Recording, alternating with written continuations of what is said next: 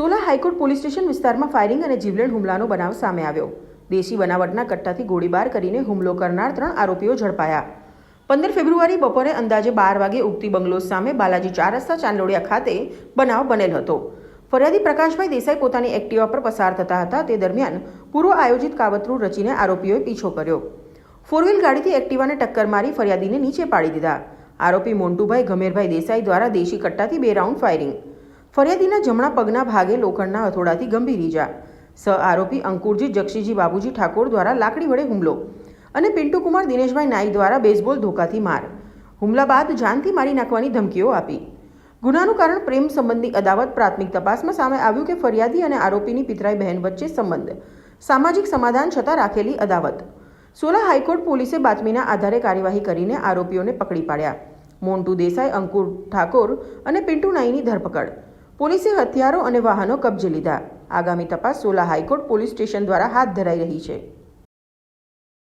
ગઈ તારીખ 15/2/26ના રોજ સોલા પોલીસ સ્ટેશનની અંદર એક બનાવ બનવા પામે છે, જેમાં હકીકત એવી છે કે દેશી કટ્ટાથી ફાયરિંગ કરી લાકડીના હથોડાથી આ કામના ફરિયાદીને માર મારેલ।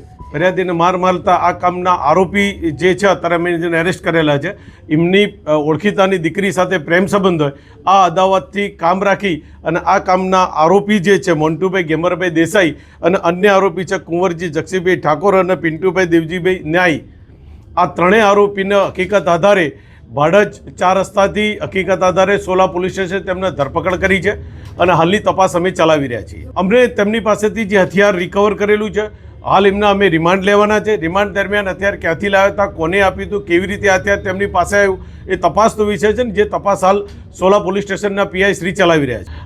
હાલ તો હત્યા કરવાની ઈરાદે 307 લાગેલી છે જૂની કલમ પ્રમાણે, એટલે માટે હત્યા કરવાની ઈરાદે આપ્યા હતા। એની સંપૂર્ણ સોલા પોલીસ સ્ટેશન ઊંડાણપૂર્વક વૈજ્ઞાનિક ઢબે બધા સંયોગિક પુરાવા લઈ અને અમે તપાસ ચલાવી રહ્યા છીએ। આ કામના આરોપીના ઓળખીતાની જે દીકરી છે, એમની સાથે આ કામના ફરિયાદીના પ્રેમ સંબંધ હતો।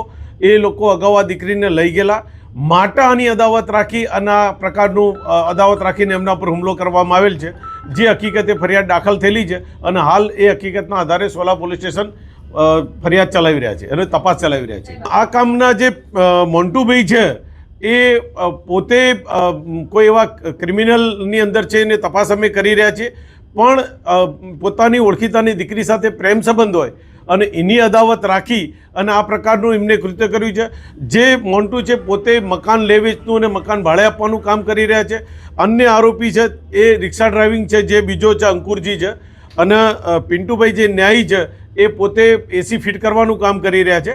અને એમના ગુનાહિત ઇતિહાસ શું છે, ક્યાં ક્યાં ફરેલા, કેવી રીતે ફરેલા, કેવી રીતે પ્રાણ બળ્યો, એ બધો તપાસનો વિષય છે અને જેની તપાસ હાલ સોલા પોલીસ સ્ટેશન ચલાવી રહેલ છે। તપાસમાં એમને 2-3 દિવસથી આની રેકી કરતા તેવું બહાર આવેલ છે અને જે રેકીના આધારે એટલે અમે તમામ પાસાઓ લઈ રેકી ક્યારે કરી, કેવી રીતે કરી, અન્ય આરોપી કોણ છે, એ બધાની તપાસો અમે ચલાવી રહ્યા છીએ। જે 300 હાથે લઈને મારી નાખવાનો જ ઈરાદો છે, એમને ફાયરિંગ બી કર્યું છે અને પોતે જાણે છે કે કોકના ઉપર ફાયરિંગ કરીએ તો મૃત્યુ નિપજી શકે છે, એટલે અમે એ પ્રકારની ફરિયાદ દાખલ લઈને હાલ તપાસ ચલાવી રહ્યા છીએ। મોન્ટુનો હાલ ગુનાહિત ઇતિહાસ અમારા ધ્યાન પર નથી આવ્યો, પણ અમે અમારી રીતે અન્ય જગ્યાએથી તપાસ એકઠી કરી રહ્યા છીએ કે અન્ય ગુનામાં સંડોવાયેલા છે કે નથી, અને અમે બધી જ તપાસ કરી અને આપને જણાવીશું।